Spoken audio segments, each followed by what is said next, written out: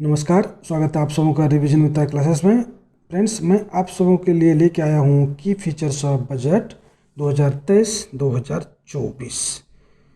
मित्रों, बिफोर की features of budget let's understand what is budget. Budget देसी भाषा में बोले तो सरकार का बही खाता है, एक अकाउंट है कि कितना रेवेन्यू जनरेट होने वाला है, कितना एक्सपेंडिचर होगा और किस स्कीम में कितना पैसा एलोकेट किया जाएगा। तो इन सब चीज़ों के बारे में यहाँ पे विस्तृत विवरण होता है, दैट इज कॉल्ड बजट। अब हम जानते हैं कि बजट का कॉन्स्टिट्यूशनल बेसिस क्या है। तो मित्रों, मैं आपको बताना चाहता हूँ कि जो budget word is no here mentioned in our constitution, इसके बदले में स्टेटमेंट है that is called annual financial statement. और इसे कहाँ पे मेंशन किया गया? आर्टिकल 112 में मेंशन किया गया है। और इसी आर्टिकल के प्रावधान के अनुसार every year government of India union budget पेश करती है। कहाँ पे? पार्लियामेंट में पेश करती है। और इसे किन के द्वारा किया जाता है? Prime minister? नो, इसे किया जाता है फाइनेंस मिनिस्टर के द्वारा।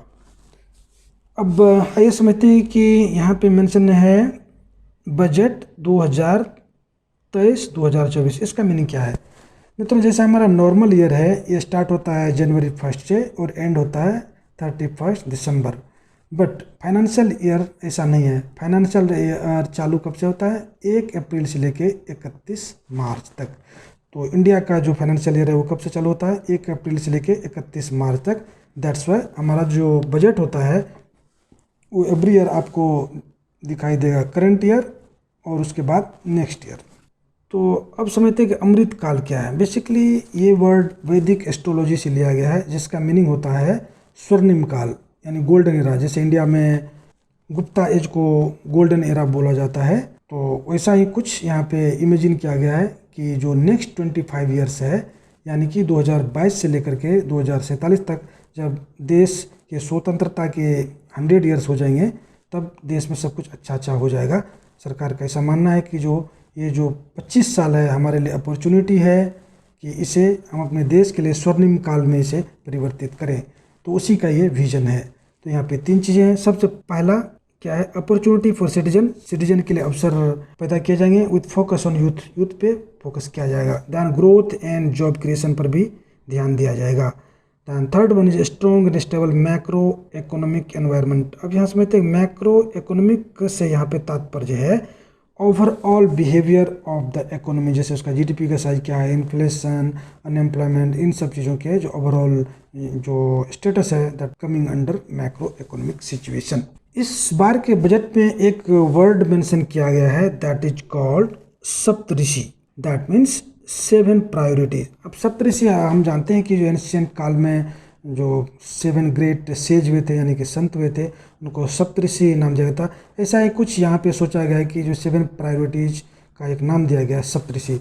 इसमें सबसे पहला है इंक्लूसिव डेवलपमेंट, यानी कि सभी सेक्शन ऑफ सोसाइटी का जो समावेशी विकास किया जाएगा without any discrimination based on the caste, creed, race, region, religion. तो इन सब चीज़ों का कोई इसमें महत्व नहीं होगा, सबका विकास किया जाएगा।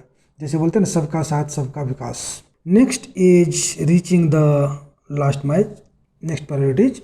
इसका मीनिंग क्या है? जैसे ट्राइबल लोग हैं, ये मेन स्ट्रीम सोसाइटी में अभी तक नहीं आ पाए, जैसे एसटी लोग हैं, तो इनके लिए डेवलपमेंट के लिए कुछ काम किया जाएगा। और जहाँ पे इंफ्रास्ट्रक्चर भी नहीं पहुँच पाया, जैसे इरिगेशन है, क्या रेसिडेंशियल स्कूल्स हैं ये ट्राइबल लोगों के लिए, इस पर भी फोकस किया जाएगा।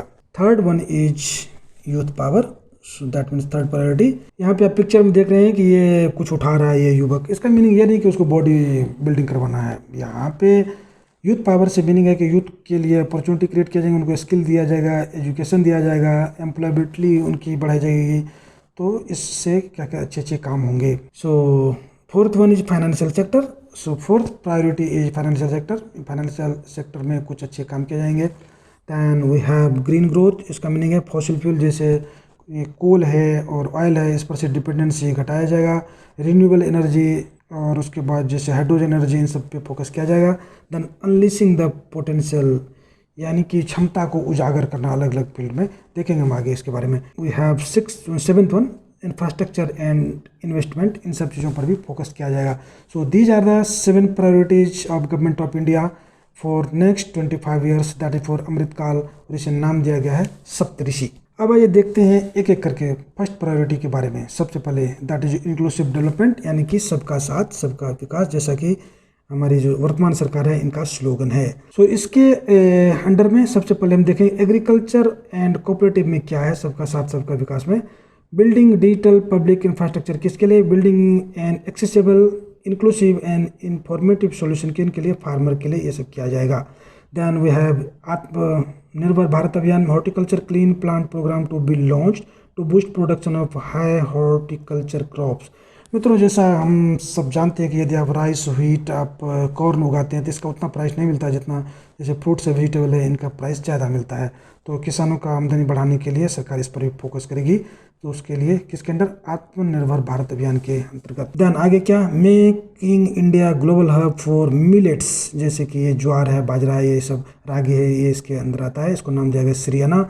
Support to be given to IIMR, ये क्या है, Indian institute of millet research. ये कहाँ पे, हैदराबाद में स्थापित है। पैसा दिया जाएगा किसके लिए, रिसर्च को प्रमोट करने के लिए। Then next is setting up agriculture accelerator fund. ये जैसे अभी देखते हैं कि स्टार्टअप का ज़माना हर एक फील्ड में होता है, जैसे IT में होता है, मैन्युफैक्चरिंग में। तो उसी प्रकार से गवर्नमेंट ऑफ इंडिया ऐसा सोच रही है कि जो रूरल एरिया में एग्रीकल्चर फील्ड में भी कुछ ऐसा स्टार्टअप किया जाए। टारगेटिंग फंडिंग, ये क्या है, 20 lakh crore agriculture credit targeted at animal husbandry, dairy and fishery, इन सब सेक्टर में इतना पैसा का ये लोन दिया जाएगा। Setting of widely available storage capacity, इसका मीनिंग क्या है, will enhance farmers remuneration by enabling sale time. Setting up widely available storage capacity, इसका मीन क्या, जैसे वेयर हाउस है, कोल्ड स्टोरेज है, कि आप सब जानते हैं कि किसान तुरंत अपना फसल बेचना चाहते हैं क्योंकि उसके पास स्टोरेज फैसिलिटी नहीं होता है।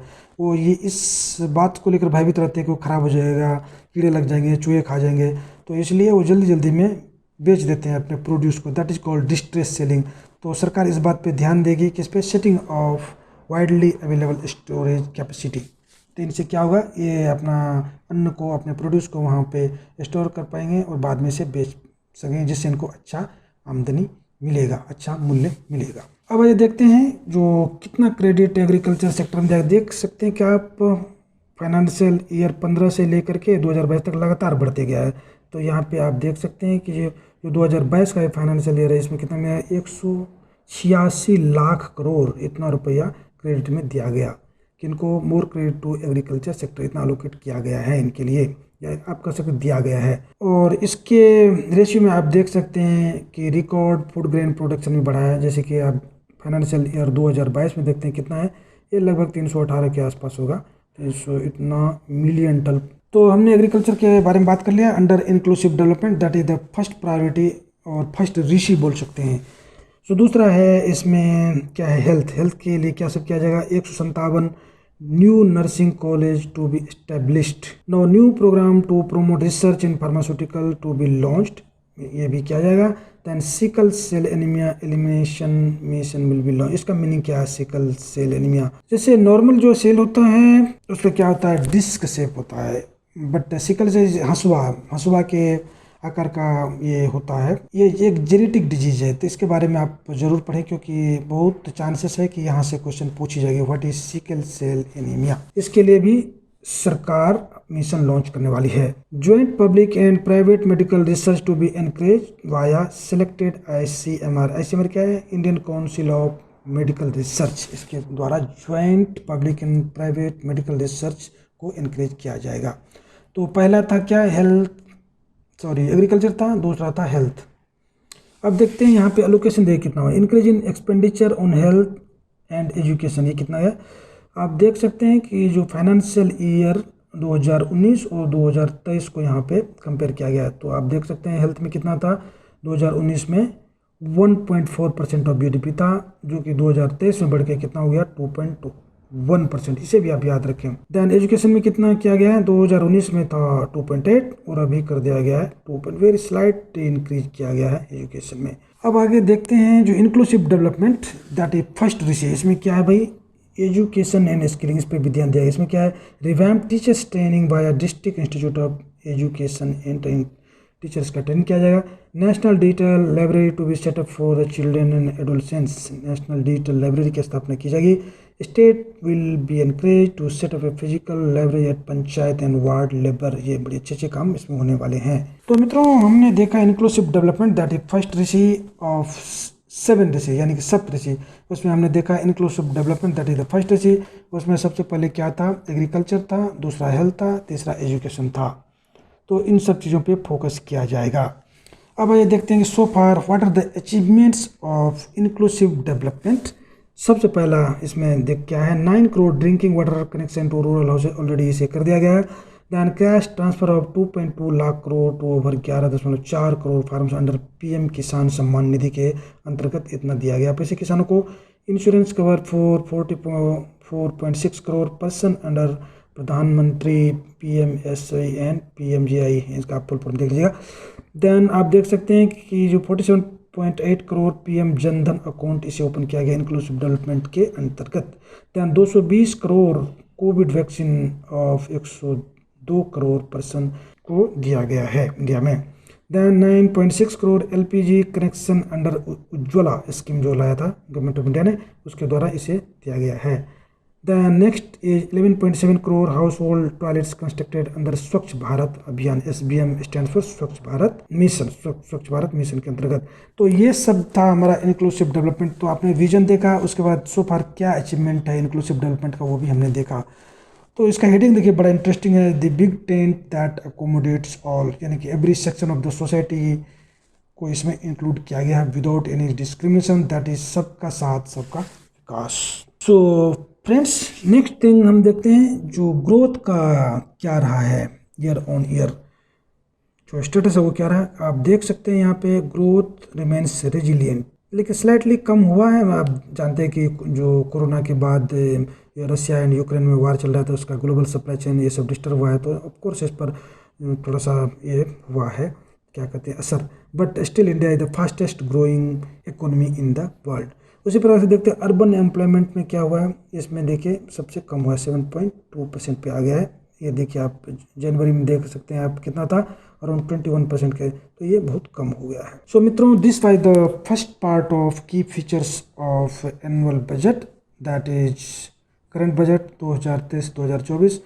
और आगे के 2 लेक्चर में so I will try to cover the remaining part of key features of the budget. So thanks for watching. मैं आशा करता हूँ कि आपके लिए यह लेक्चर उपयोगी सिद्ध होगा।